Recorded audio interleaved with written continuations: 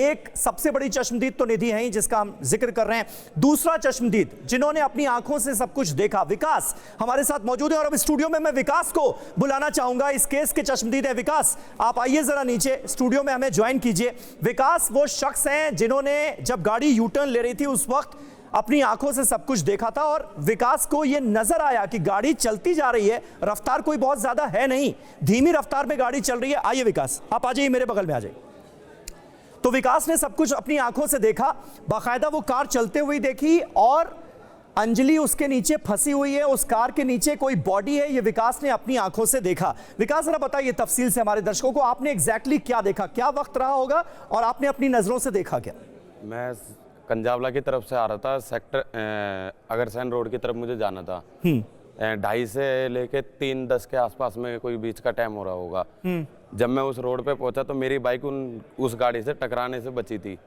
मेरी गाड़ी जब अनबैलेंस हो गई थी, मैंने अपनी गाड़ी संभाली तो उन्होंने अपनी गाड़ी चौकी की तरफ मोड़ी, चौकी को देखकर उन्होंने वापसी कंजावला की तरफ मोड़ी थी। अच्छा, जब उन्होंने कंजावला की तरफ अपनी गाड़ी मोड़ी तो गाड़ी की बहुत तेज आवाज आई थी। चौकी पे कोई मौजूद था क्या, पुलिस वाला था उस टाइम? चौकी तो 150 मीटर की दूरी पर थी।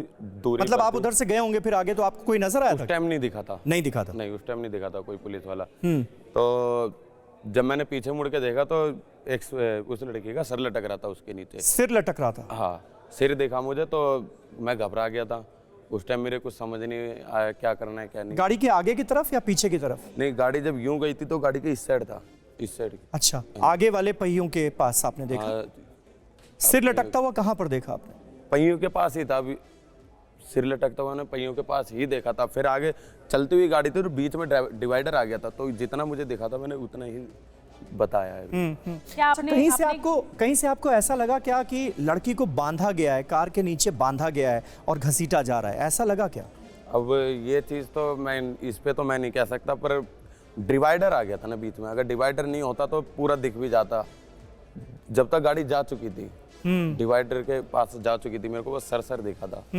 और जो कार के अंदर जो आरोपी हैं, जो 5 लोग बैठे हुए थे, वो आराम से अंदर बैठे हुए थे, शीशा बंद था या वो देख रहे थे कि भाई क्या फंस गया, कैसा हुआ? कंडक्टर वाली साइड का शीशा खुला हुआ था। खुला हुआ था हाँ, और गाड़ी में कोई गाने भी नहीं चल रहे थे। तब तो आवाज सारी आ रही होगी कि बॉडी एक घिसट रही है, तो उसकी आवाज भी तो आ रही होगी।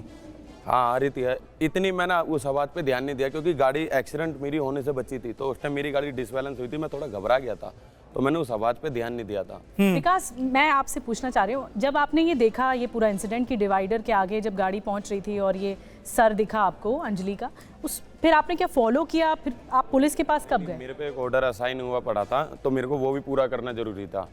तब मैंने जब जिस रेस्टोरेंट से मुझे वो ऑर्डर लेना था, मैं वहाँ खड़ा होकर बहुत देर सोचता रहा। जब मैंने वो ऑर्डर पूरा करने के बाद, ऑर्डर कंप्लीट किया आपने? ऑर्डर कंप्लीट करने के बाद ना, मैं जब वापसी सेक्टर 24 की तरफ, रोहिणी सेक्टर 24 की तरफ जा रहा था, तो रास्ते में चौकी पड़ती है रेड लाइट पे। मैंने सोचा इधर कोई पुलिस वाला दिखेगा तो उन्हें इन्फॉर्म कर दूंगा।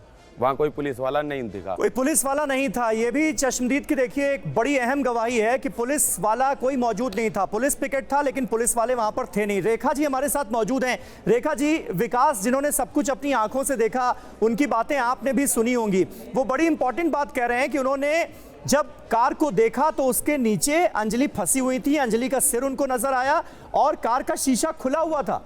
यानी आरोपी जो हैं उनको इतना तो समझ में आ रहा होगा कि नीचे कुछ फंस गया है, एक बॉडी फंसी हुई थी, पूरी 45 किलो की एक लड़की फंसी हुई थी। ऐसा कैसे हो सकता है कि उनको पता ही नहीं चला?